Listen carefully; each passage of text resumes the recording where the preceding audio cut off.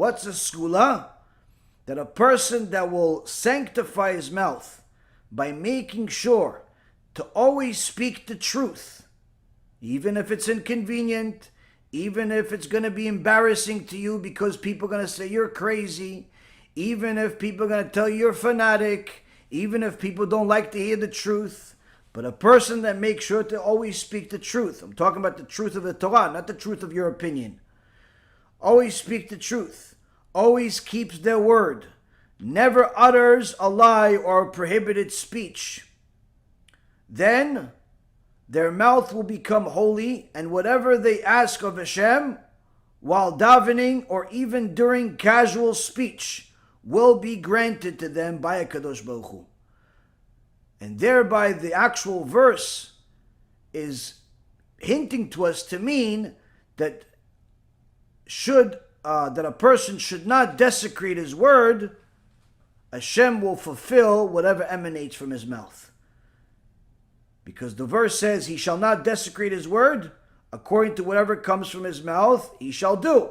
So what is it referring to?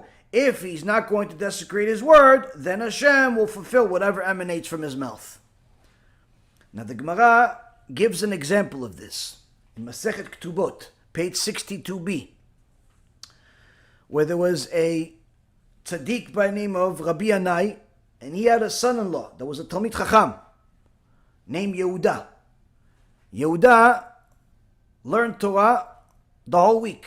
He'd go to the Bet Midrash and stay there the whole week.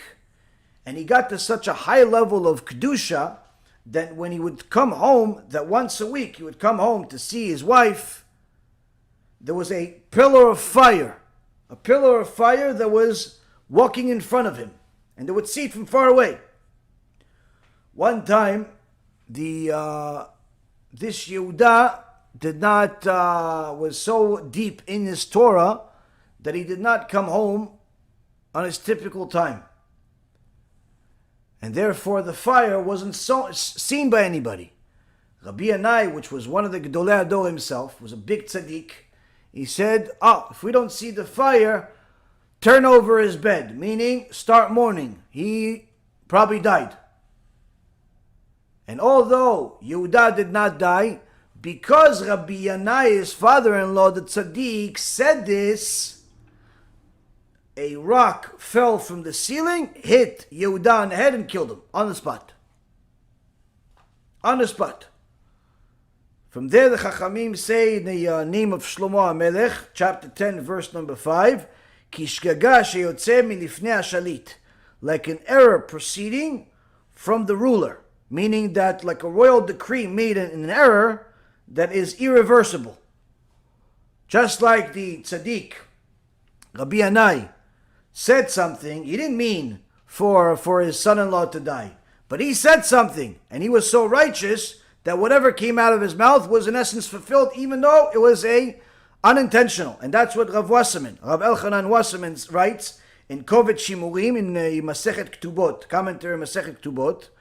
He says that although it's commonly understood that the blessings and the curses of the righteous are fulfilled because Hashem does the bidding of those who fear Him, this cannot be the explanation for what happened in this Gemara, because certainly Rabbi Yanai did not wish for his son-in-law Yehuda to die, but rather it's clear that the words of a holy mouth can actually change the natural world even without any intent behind them. Meaning, even though he didn't intend it, he said it, it could actually change nature. Needless to say, says Rav Wasserman, if somebody pollutes their mouth with prohibited speech, then their words will lose their impact like rust upon a sharp blade or a knife.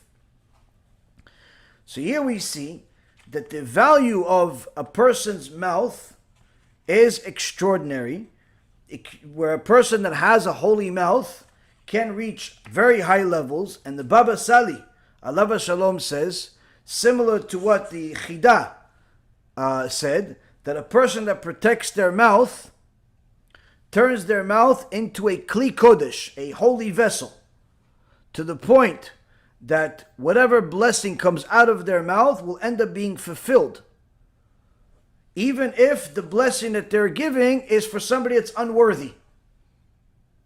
Meaning, even if they give a bracha to somebody that doesn't deserve the bracha, because they themselves have made their mouth so holy, Hashem says, wait a minute, you just blessed this guy who doesn't really deserve anything good. Let's just check if you've ever said a lie. Let's say if you ever said Lashon Hara. Let's say if you ever sent cops to another Jew's house. Let's say if you've ever spoke about idolatry in a favorable way. Let's say if you, Hashem checks everything. And if he sees that the person's mouth is absolutely holy, he'll actually make that blessing come true, even if the person that the blessing is on is not worthy of getting a blessing. Just because the Baba Sali says, because the mouth of that person has become so holy. And that's why there was actually a Jew at the time of the Chafetz Chaim, a Jew by the name of Rav Zundel from Aishashok, who suddenly found himself the recipient of many Jews that were asking him for blessings. And he asked all these people, where are you coming from? I'm not known by anybody as this big tzaddik. Who's sending you? Oh, the Chafetz Chaim is sending us to you. Chafetz Chaim is sending you to me to give you guys blessings for all types of salvations. Refuah Shlema, Parnasah, Zivug, all the blessings that people want. Why? Why is he sending to you? Oh, he didn't tell us why he's sending us to you. He says to go get a blessing from you. So this Rav Zundel did what the Chafetz Chaim asked him to do, to give these people a blessing, and many people saw salvation. They saw that the blessing of this tzaddik, Rav Zundel, was coming true. After some time passed, he ran into the Chafetz Chaim and he asked him, for the Rav, why are you sending all of these people to me? Why are you sending all these people to me? Chafetz Chaim says to him, we have a chazakah, we have a legal presumption, meaning that we have already something we've learned from our Torah that has it's a tried and proven to be true, that when a person has a holy mouth and avoids all non-constructive speech, is then assured that Hashem will fulfill his requests. For if he blesses people, for if his blessings go on people, they'll be fulfilled. But if a person's blessings are not being fulfilled, then that means that Hashem, in effect, will have caused his words to be rendered wasted and not constructive. In so many words, what the Chafetz Chaim told Rav Zundel is that because you've sanctified your mouth so much, Hashem, in essence, made himself put himself in a position where he's obligated by his own laws to fulfill your blessings. Why? Because you've never wasted your speech. You've never said any lies. You've never done anything other than learn Torah. You've made your mouth into a holy vessel. So in essence, you are one of the tools of holiness of Hashem. So Hashem is not going to make your blessing that you're giving people go to waste, because that in essence will turn your holy speech into wasted words. So because of that, he's actually making all of your blessings come true. This is also what the prophet Jeremiah teaches us in chapter 15, verse 19. Im totzi akar mizolel kepi tiyeh.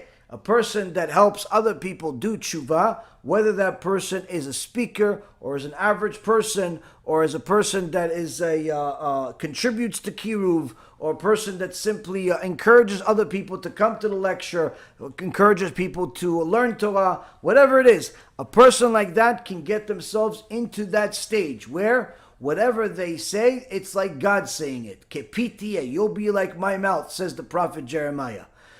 Says the Gemara Masechet Bava Metzia, page 86a, anyone that takes his fellow son and teaches them Torah, the decree that Jeremiah said in chapter 15, verse 19, Kepitiye, will be fulfilled for them.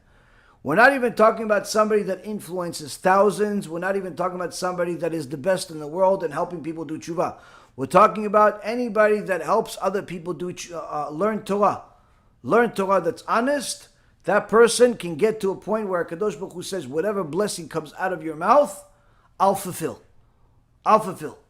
This is an extraordinary thing that a person can acquire themselves really without changing their life that much. Just making Kiruv the priority in their life. They could still work in their regular job. They could still stay married. They don't need to leave their spouse. They could still have kids. They can still function in the world. But they need to make Kiruv a very critical part of their life.